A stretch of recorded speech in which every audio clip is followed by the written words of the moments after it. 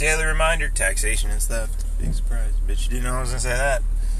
I had a conversation with somebody a couple days ago about property tax, because property tax is bullshit. It's proof that you don't own anything. And I want to get rid of it. But this guy that I was talking to didn't buy it. And nice guy, friend of a friend, but he believes in the government. Belief in the government. So,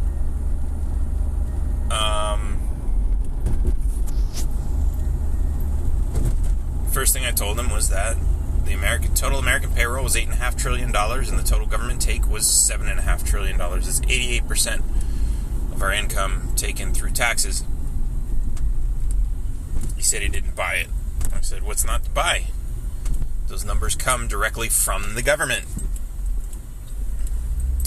They're easy to look up. Go to the Department of Labor, and you will see the $8.5 trillion figure for 2019.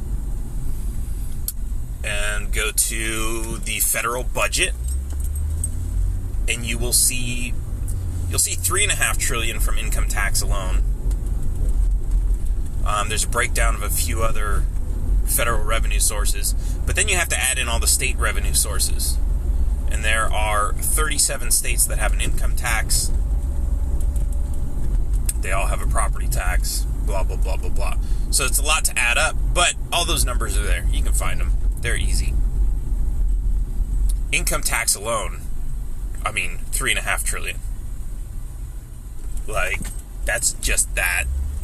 If you think that's 99% of the taxes you're paying, then belief in government, I guess. So, we then went on to talk about property tax and how property tax hurts the poor. And I've been thinking about it since, and I came up with some new ways to look at it. So basically, because here's his thing, right?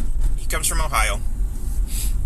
He says he owns a farm, and he says he's paying a couple $1,000s a year on like 100 acres or whatever, big plot of land, just a couple $1,000s. Anybody owning a house has to be paying a lot less than that, right? Because a house is so much smaller than a farm.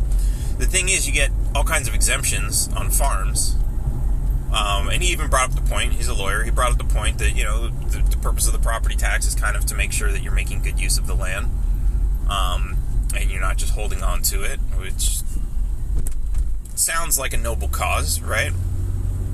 Of course, we know the government holds on to 60% of the western half of the United States and does absolutely nothing with it except for maybe testing nuclear weapons. And that's considered good use of the land.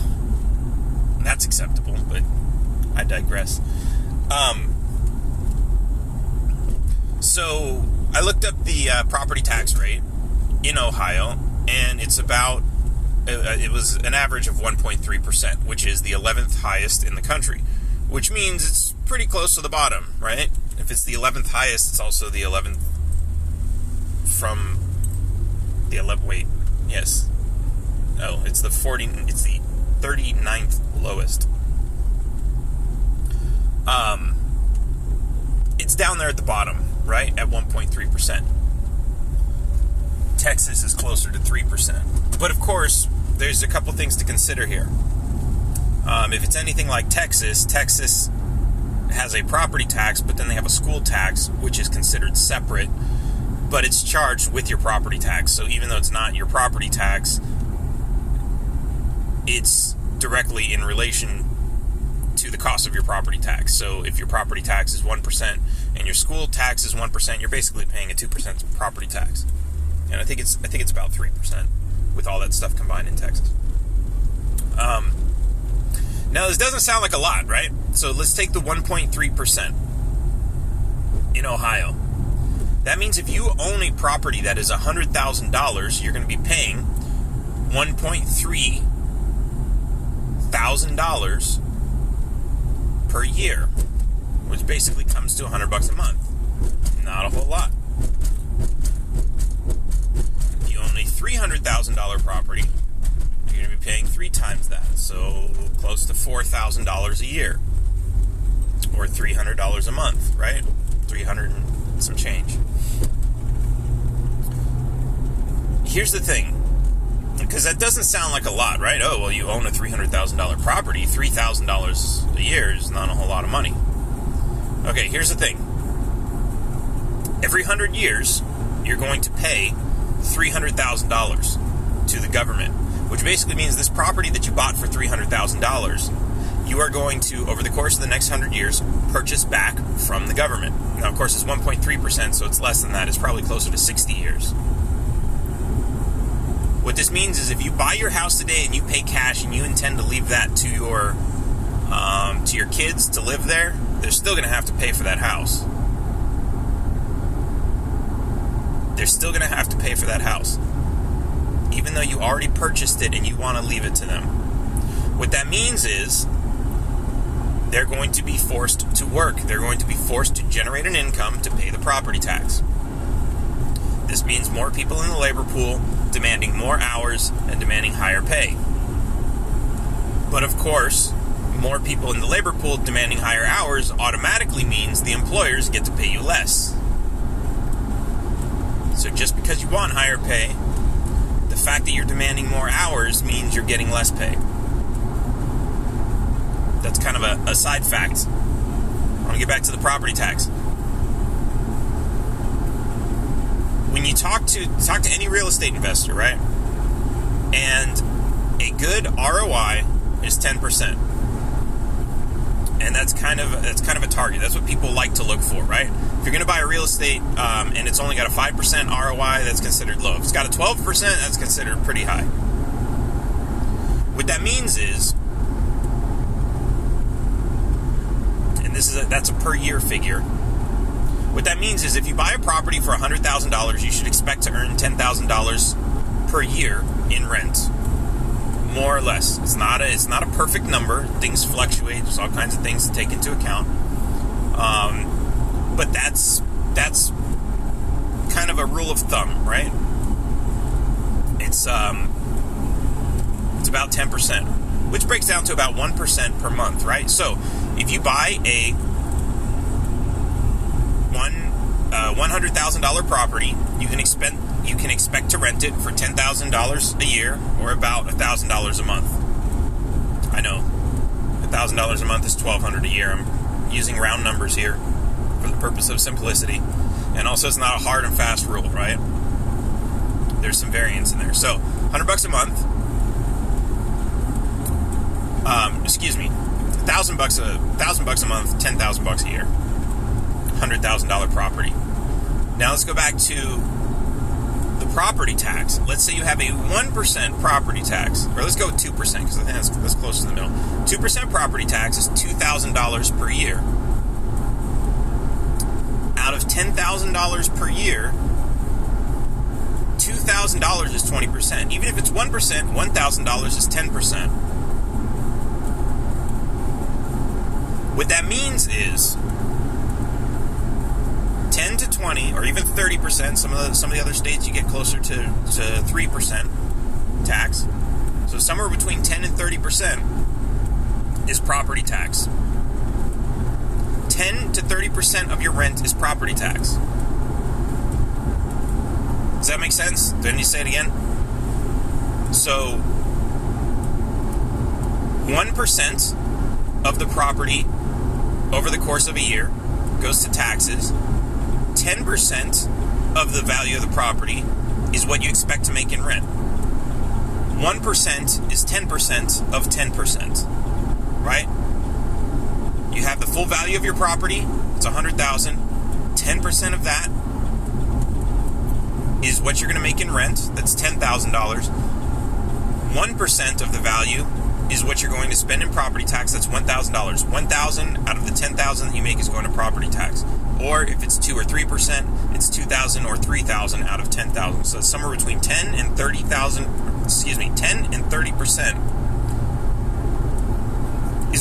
is what percent of your rent is going to property tax. Now, let's go to the renter.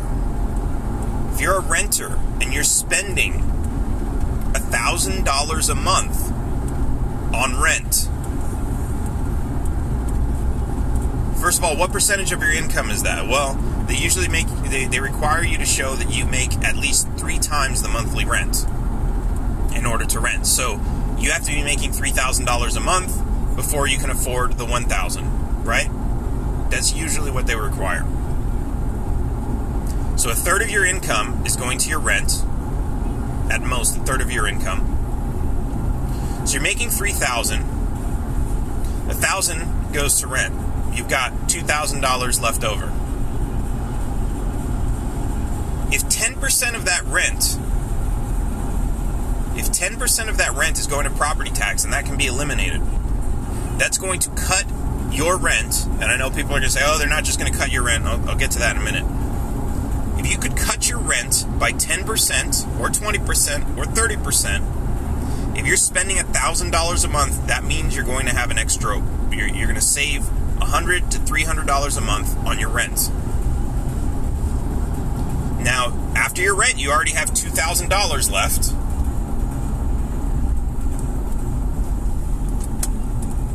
If you add an extra $100 to that $2,000, that's 5%. If you add an extra $200, that's 10%. You're increasing the amount of money that you have by 10%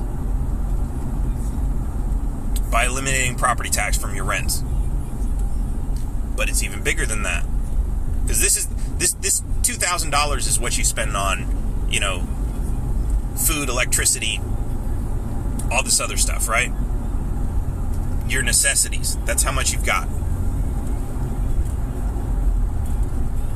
But the income tax is already taking out of your check. So for you to make that $3,000 a month to get that $1,000 apartment, well, you still only get to take home $2,000 to $2,500 maybe. So now after you pay your $1,000 in rent, you're down to $1,000 or $1,500. Add the extra $100 to that, that's 10 to 15%. No, that's like 7 to 10%, I guess. Add an extra $200, that's maybe 12 to 20% increase. 12 to 20% increase. Imagine people who are barely scraping by what they could do with a 10 to 20% increase in the amount of money that they're able to spend every month to feed their kids, to put gas in their car, to heat their house.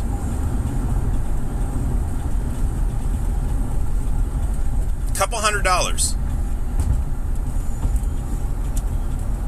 Imagine. So yeah, it sounds like a small amount, but the people who are impacted by this the most are the people who don't have a lot of money. They should not be paying property tax through their rent. So what I propose is this. If you own a property and you're renting it, your property tax goes away first.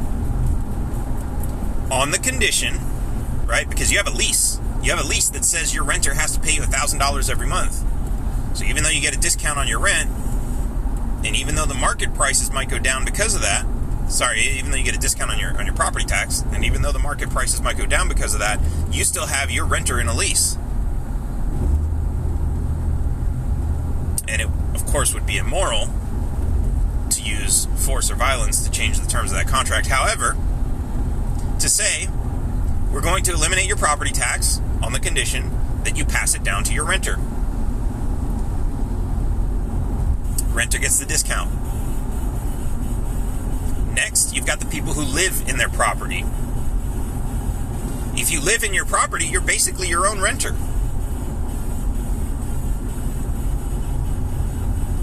You should not be paying the property tax for any property that you live in. Now, a lot of states, Texas is one of them, Texas has a Homestead discount, which is basically that, but they don't eliminate the full property tax, they just eliminate part of it.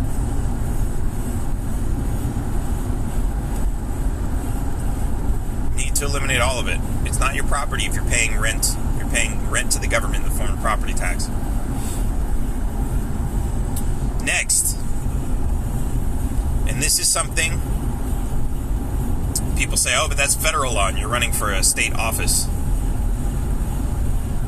Yes, but using the influence of that state office, we can push our state representatives to go to the federal Congress to push these rules,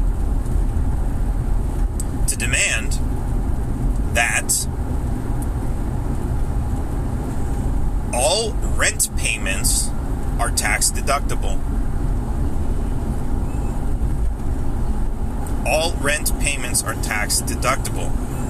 If you own a business, your rent is tax deductible.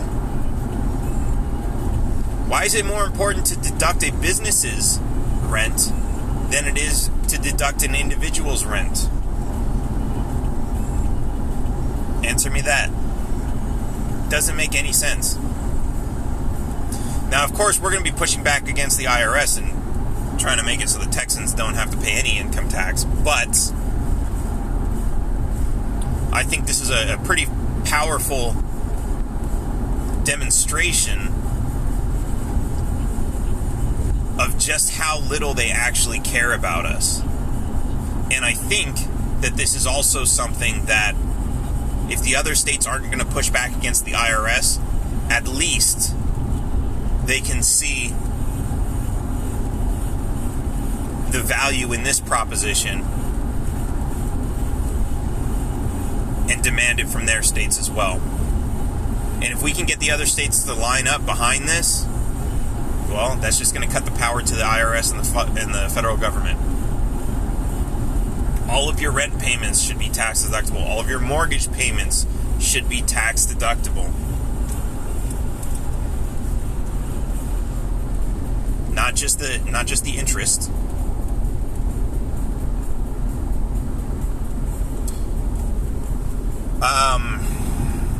All right, what else?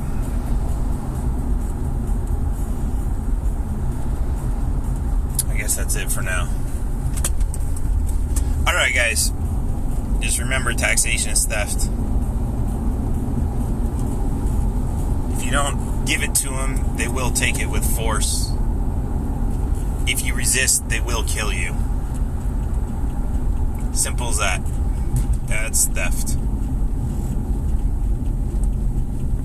You don't pay your taxes because you like the roads outside. You pay your taxes because you're forced to. And I challenge anybody to prove me wrong on that. Go send them extra money. Go write them a check. Go make a donation. Go make a donation to your city council or to your county board and say, this is for those wonderful roads you built me.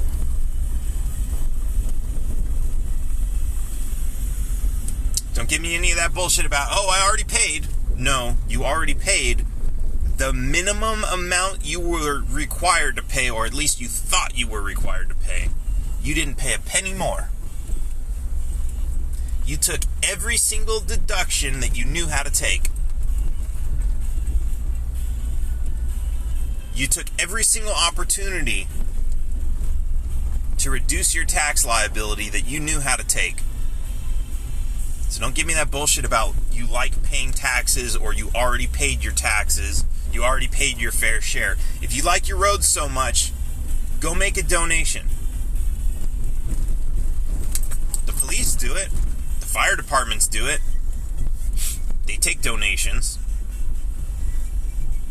Go donate to some roads. Of course, the people who usually donate to the fire department and the police are usually the people who want control of it. And that's why we have so much corruption. But that's another story. Alright, guys. We'll see you next time. Taxation is theft.